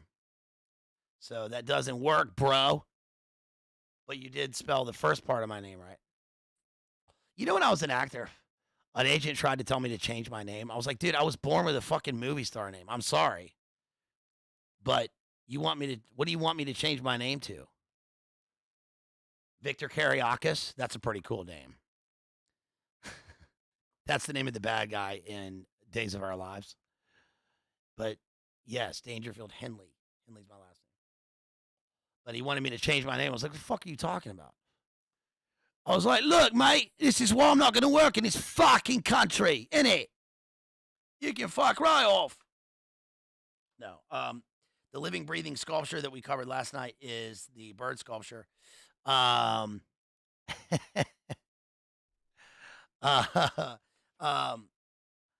Which is Tim Noble and Sue Webster, Kiss of Death. Right? We talked about this last night. Alan sensed space above him again and looked up through the diamond-shaped holes in the Afghan. The stairwell was full of birds, but their numbers had thinned, most of them still alive, and apparently gotten where they were going. Come on, he said to Liz, and they began to move up over the ghastly carpet of dead birds again. They had managed to gain the second-floor landing. Take him back to hell where he belongs. And the whirring of the birds became a hurricane. Stark made one last galvanic effort to get away from them. There was nowhere to go, nowhere to run, but he tried anyway. It was his style. The column of birds which had covered him moved forward with him, gigantic puffy arms covered with feathers and heads, and wings rose, beat themselves across his torso, rose again, and crossed themselves at his chest. Birds, some wounded, some dead, fell to the floor, and for one moment, Thad was afforded a vision which could haunt him for the rest of his life. The sparrows were eating George Stark alive. He becomes the Birdman. Remember, we did Birdman. We did Black Swan. He's covered in birds, and he becomes the Psychopomp. His forehead and most of his hair had been struck away, revealing the mucus bleared surface of his skull. The collar of his shirt still ringed his neck, but the rest was gone. Ribs poked out of the skin in white lumps. The birds had opened his belly. A drove of sparrows sat on his feet and looked up with bright attention and squabbled for his guts as they fell out in dripping, shredded chunks. And he saw something else. Sparrows were trying to lift him up. They were trying. And very soon they had reduced his body weight enough they would do just that. Take him back to hell where he belongs. The sound of pecking and splintering wood to Thad's right suddenly grew louder, hollower. He looked in the direction and saw the wood of the study's east wall disintegrating like tissue paper. The wall crashed inward in a dusty cloud of splinters and sawdust. Thad closed his eyes and hugged his children close to him, and he saw no more. Interesting that part ends with him uniting with his twin children, just like he is now whole within himself because his psychic twin that was formed into real world, real life is gone. It is obliterated, carried off into nothingness, back to hell. So that is Stephen King's The Dark Half, you guys. Good book, solid book. So something I wanted to read to follow up on that real quick is about I is Another. And this is interesting because this is from Rimbaud's letter, May 15th, 1871. And this is on the writer, and this is very important. This is on the writer and poet and what it means to be a writer. And this is part of this is kind of premonition of, or a precursor of Rimbaud's A Season in Hell and his book Illuminations. And this is some of the most important writing you can read for a poet. I don't write in this because this is a hardback. This is an important book to me, so I don't write inside the book. But it says, now, prose on the future of poetry, because it's a book of prose poems. The best words in the best order. Totally inventive. Season in Hell is a kind of neo-Gnostic gospel written by a teenager in France. And it ends with, there is one soul and one body, he says. But it's fantastic writing and very important in terms of his writing for what is going to influence, especially how it influenced modern writing and modern poetry. It's totally innovative. He says, all ancient poetry culminated, this is a teenager writing this, all ancient poetry culminated with Greek poetry, harmonious life. From Greece to the Romantic movement, the Middle Ages, there are writers and versifiers. From Aeneas to Thoroldus, from Thoroldus to Casimir Delavigne, it's all rhymed prose, a game, the sloppiness and glory of innumerable ridiculous generations. Racine is the standout, pure, strong, great. Had his rhymes been ruined and his hemistiches muddled, the divine dunderhead would be as forgotten today as the next author of the Origins. After Racine, the game got old. Origin, I guess that's Origin of Species. What's he talking about? Origins. No, he's talking about a work that was a buzzword for banality in the 19th century. It kept going for 2,000 years. Neither joke nor paradox. Reason fills me with more certainty about all this than a young France would have been with fury. So the neophytes are free to curse their forebears. It's their party and the night is young. Romanticism has never been fairly appraised. Who would have? Critics. The romantics, who so clearly prove that the song is infrequently the work of a singer, which is to say rarely is its thought both sung and understood by its singer. For I is someone else, he says. This is the I is the other. If the brass awakes as horn, it can't be to blame. This much is clear. I'm around for the hatching of my thought. I watch it. I listen to it. I release a stroke from the bow. The symphony makes its rumblings in the depths or leaps fully formed onto the stage. If old fools hadn't completely misunderstood the nature of the ego, we wouldn't be constantly sweeping up these millions of skeletons, which since time immemorial have hoarded products of their monocular intellects, a blindness in which they claim authorship. In Greece, as I mentioned, poems and lyres turned action into rhythm. Later, music and rhyme became games, mere pastimes. The study of this past proves precious to the curious. Many get a kick out of reworking these antiquities. Let them. Ezra Pound, remember, said, better mendacities than the classics in paraphrase. The universal intelligence has, of course, always shed ideas. Man harvests a portion of these mental fruits. They measure themselves against them. This is like Neoplatonic. Um, wrote books about them. So things progressed. Man not working to develop himself, not yet awake or not yet enveloped in the fullness of the dream. Functionaries, writers, authors, creator, poet. Such a man never existed. This is important right here because this is pure Jim Morrison. Jim Morrison later co opted this quote, and it's also Blakean. He says, the first task of any man who would be a poet is to know himself completely. He seeks his soul, inspects it, tests it, learns it, and he must develop it as soon as he's come to know it. This seems straightforward, a natural evolution of the mind. So many egoists call themselves authors. Still others believe their intellectual growth is entirely self-induced. But all this is really about making one's soul into a monster, like some comprachicco, like some man sowing his face with a crop of warts. That is George Stark. Do you get how this is George Stark? This is the dark half. He's talking about unlocking his inner self, right? And creating an other, which is the character. And this is what the dark half is about.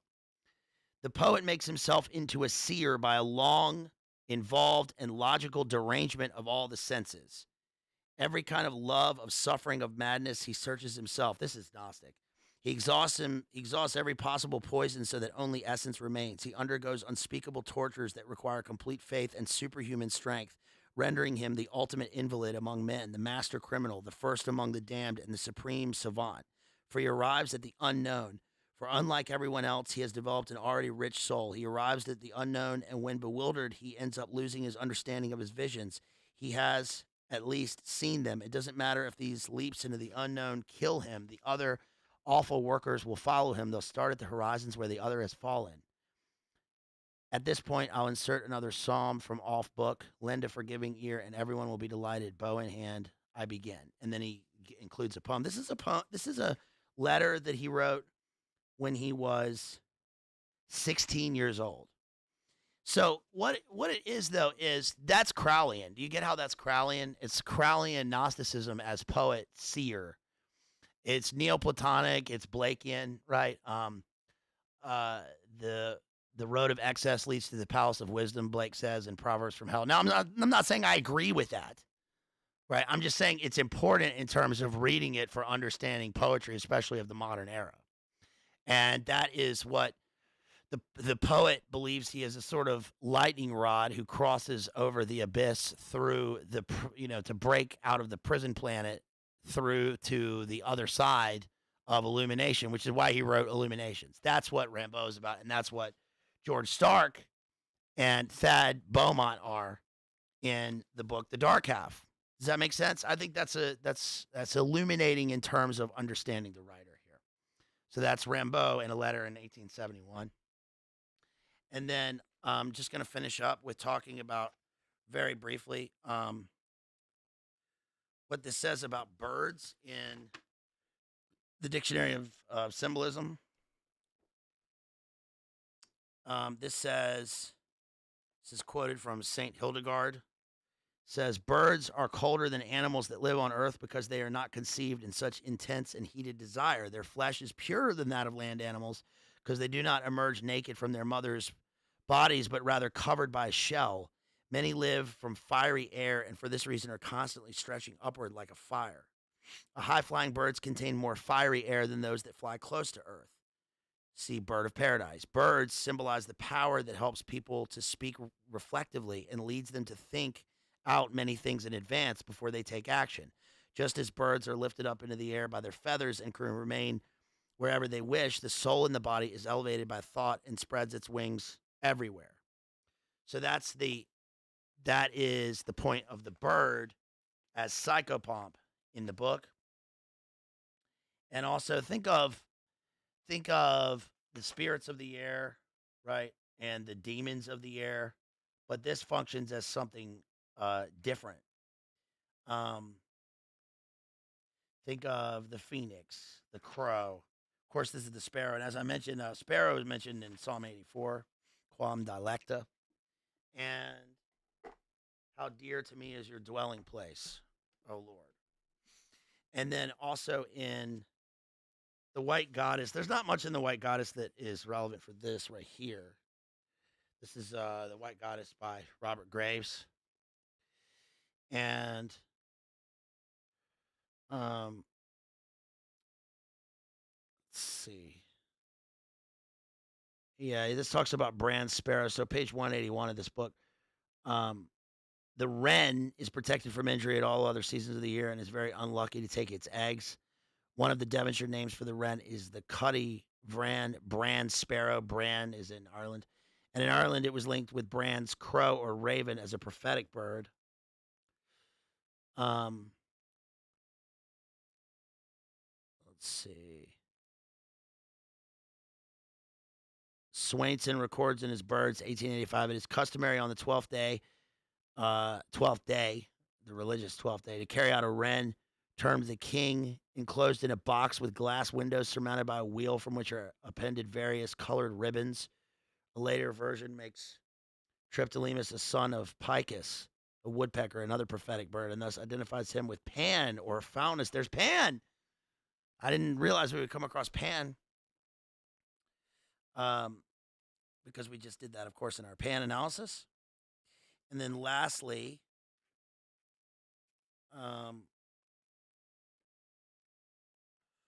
why do I have an ad for... I was sent this from Hugo Boss. Hugo Boss sent me a postcard saying buy some Hugo Boss. Okay, that's from 20 years ago. Okay. Let's see. Let's see. It says no mention has been made so far of the religious meaning of the cedar, except for the Old Testament. Cedars of Libanus. It was used by Solomon, which was for. Hold on a second. Where's the part about the bird?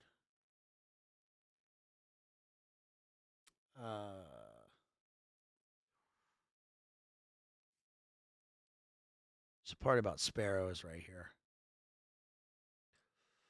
Oh, just when Jesus' illustration by John the Baptist, the coronation psalm was chanted, and a dove descended. This must be read as the royal double that descended on him in a stream of light from his father. Okay, it's talking about mythological anthropology right there. So anyway, so that's so that is The Dark Half by Stephen King. What'd you guys think? Was that a good explication of that work? Next up, of course, as I mentioned, for Spooktober, spooky season, Mirror Moon. Mirror Man is one of the things about did I mention that my book? Did I mention that last night I mentioned that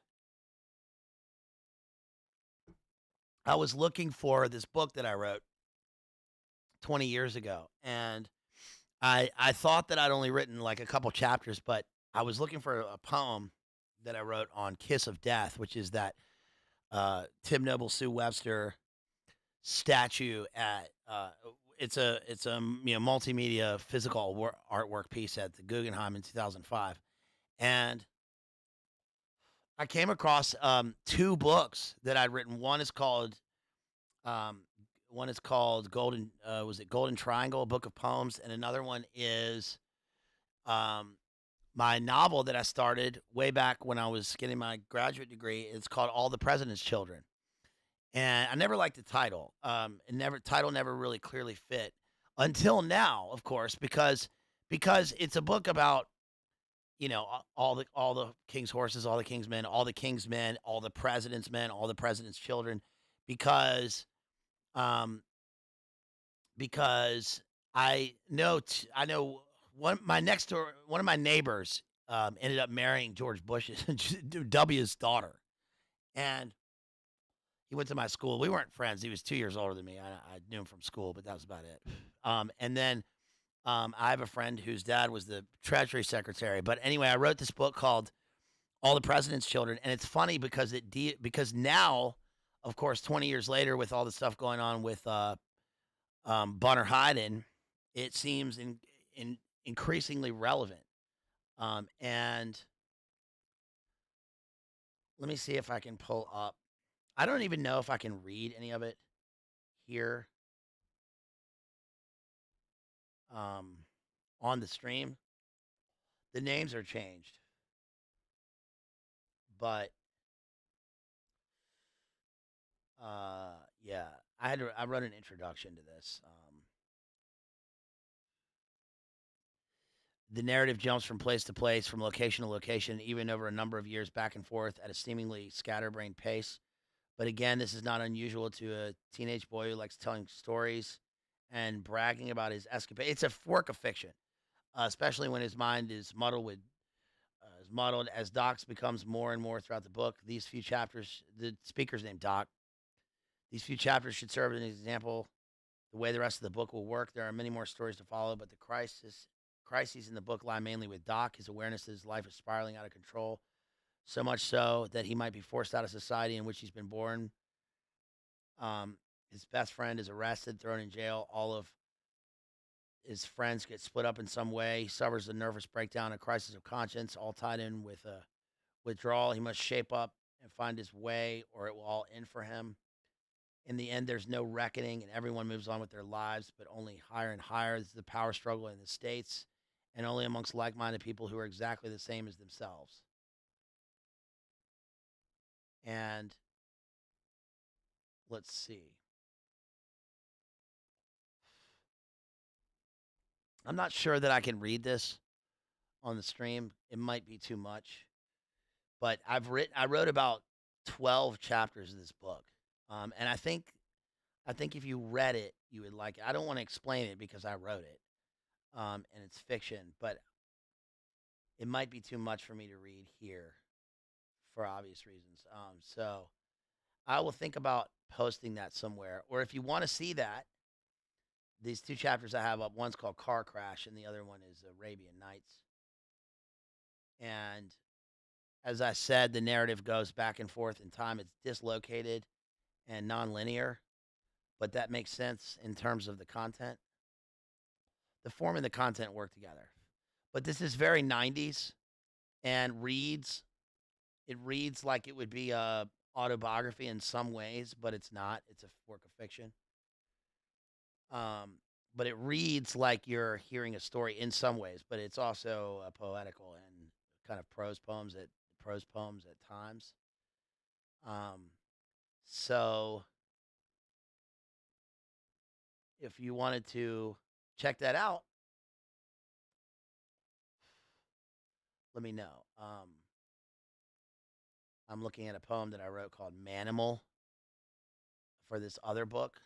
Manimal comes from a title of a Germs song by Darby Crash.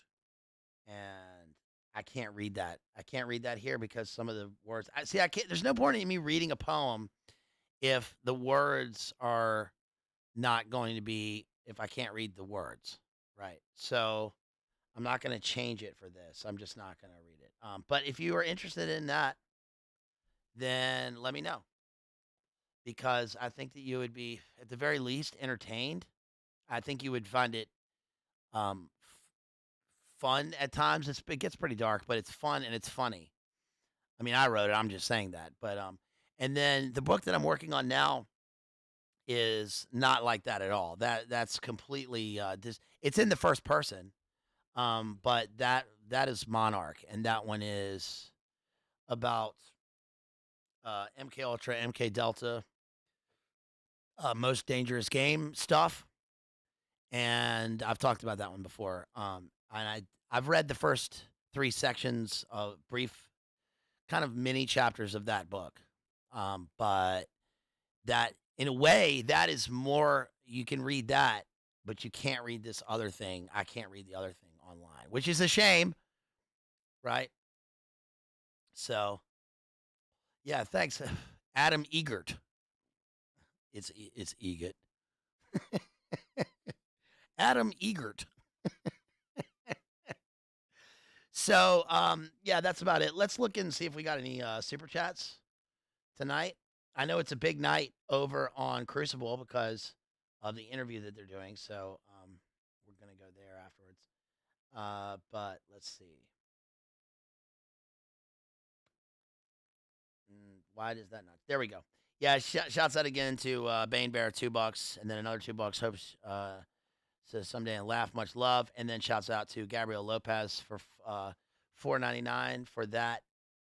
Don't worry, darling. Let me see if I can link that real quick because we did an analysis of that. It didn't get many numbers. The numbers are down. Y'all help me get the numbers up, but they're down across the board, for most everybody. But they are down for me also. So help me get these numbers up by sharing the streams.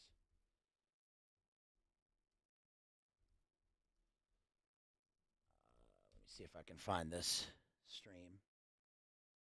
Yep, good. It showed up. I can't believe it. Let's share this.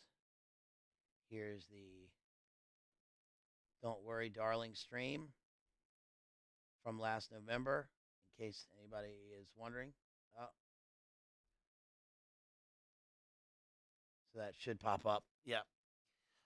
Okay, and let's see if we got any. Let's look over at, see if we got anything in Dono chat.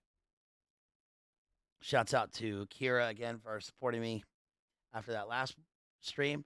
Shouts out to First Person Q for dropping $5 on Dono chat. Really appreciate you. Thank you so much. Oh, that was that might have been last night. Okay, but thank you for that. And who been calling me, y'all? Phone blowing up. Yo, shouts out to Jason for $5 on PayPal. Really appreciate you. Thank you so much, Jason. Thank you so much as always. If you want to support me, guys and gals, human citizens, you can reach out on the channel. You can, phone been blowing up. You can reach out in the, let's see, what's this say? Oh, yeah, you can reach out on the channel description. You can reach out on the video descriptions. You can reach out in super chats. I will have the memberships up soon.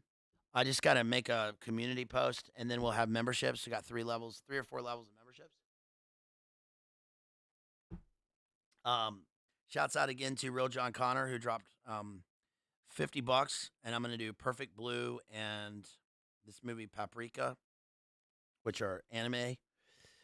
Maybe also Evangelion. I don't really watch anime, but he wants me to do it, and I've seen Perfect Blue way back in the day, and a lot of people ask for those, so we're going to check that out. Yep. And I gave a shout out to Sammy for that $50. And also, Twinkle Twinkle Killer Kane is on the way. I've been watching. I saw this meme of Jacko singing "Looking Out Across the Nighttime, Electric Eyes Everywhere. Why? Tell them that it's human nature. Why? Never that way. And you like living this way. Have you listened to the harmonics in that song though? Because the meme was funny because it's the producer, and the producer says, "All right, how many more harmonies?" And he says, "Why? 7. 7 more times, right?" So he does 7 more harmonies in the song. And I just watched that one. I listened to that song Human Nature like 500 times today because that's what I do. I hear a song and I watch it. I go all the way. Right? So if I listen to a song, I listen to it 49 times in a row. Okay? Same with movies. Same with books, same with things I'm interested in like that. I go all the way with it. That's my OCD, obsessive mind getting into a topic, I suppose. Hey, shouts out to Elias there for that $10, that $9.99 super chat right there. Thank you so much. DJ says, "Did you get my dono chats?" Let's look one more time. Thank you for asking and bringing it up because, if I refresh, there it is. Hey, DJ, always love the streams. Cheers. Oi, mate. Cheers to you. Thank you for that $5. Really appreciate you in that dono chat. And then another $5 from, "Hi, I'm gay actor Michael Douglas, and this is a public service announcement to inform you that Bazed Analyzer has more jouissance than Michael McDonald. I can't read the rest of that. That is all. Okay. Listen, we've got Nick and Adam Enjoyers here in the chat, so thank you so much. Really appreciate that for that jouissance. We did a stream talking about jouissance. Do you remember that? I wrote a whole paper on jouissance when I was in college, and I will have to pull that out next time because I talked about jouissance in poetry, right? The ecstatic climax in Theodore Rothke's poems. $5. That sounds so esoteric. That sounds so niche, right? Thank you so much for that, GAMD. Really appreciate you for that $5. Thank you so much. And thank you. I really appreciate that for that jouissance. And so that's about it, you guys. I think that's it for the night. I will see you again. Please go tomorrow night to tomorrow at 3:00. Tomorrow, 3:00, go to Digital Minefield, and we're going to talk about Scream 3, which is a kind of meta movie about a movie, real life, copycat killer. I recently watched the movie Copycat with Sigourney Weaver. Rewatched it. It's got Harry Connick Jr. Harry Connick Jr. is a kind of a Ted Bundy in the movie, reflecting the Green River thing. So that's interesting. Oh, yeah, 3:00 Beast Coast time. Right. So 3:00 Beast Coast time, 2:00 Central, 1:00 Mountain, 1:00 Jim Bob time, 12:00 West Coast OK time. And then please go and check out the interview that I did on Joseph Arthur. I was really happy with that one. That one was awesome. I love talking to him. He's so cool. He's like, hey, man, I love talking to you about poetry. I love that guy, talking about literature with him. And last night's Boiler Room was great. Go back and watch the Jamie streams, the Jim Bob streams. A week from tomorrow, we'll have another stream on Jim Bob's channel talking about another movie. And many more things to come, of course. Again, one more time, I'm going to be doing H.G. Wells' War of the Worlds and The Island of Dr. Moreau, talking about human animal pig chimeras gestating on U.S. research farms. Listen, folks. All right. So we're going to do that. And hopefully we're going to keep on going, keep on moving up. Hey, happy Halloween. Happy Halloween to Mama. We're going to keep on moving up and moving on. And that's about all I got. Again, if you want to support me, you can do that by liking and sharing the channel, liking and sharing the stream. This was The Dark Half by Stefan Kang. We also go back and watch my Stargate Monarch stream. Just type that in. That's what I did on Stranger Things and Firestarter. Go back and watch the Final Girl and the Nightcrawler analysis that I did. Icelandic Sagas. That was a purely literary stream that I did. Lots and lots of stuff. There's lots of stuff. Okay. So please check out all the content. Go back and watch the stream that I did last night on the movies. And that's about all I got, you guys. I will see y'all soon. And to play us out, here's Rooks G. And he's going to have a cut off his new album soon. He's got one coming up very soon. I don't know when it's going to be, but here is Underground. Oh, here is Underground Pool Facility from Rooks G, you guys. Okay? Let's go.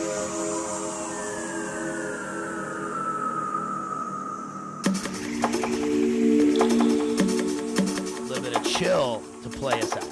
To play us out. What does that mean, to play us out? All right, go. I'll write it. We'll do it live. Everyone have a good Friday night. Love you.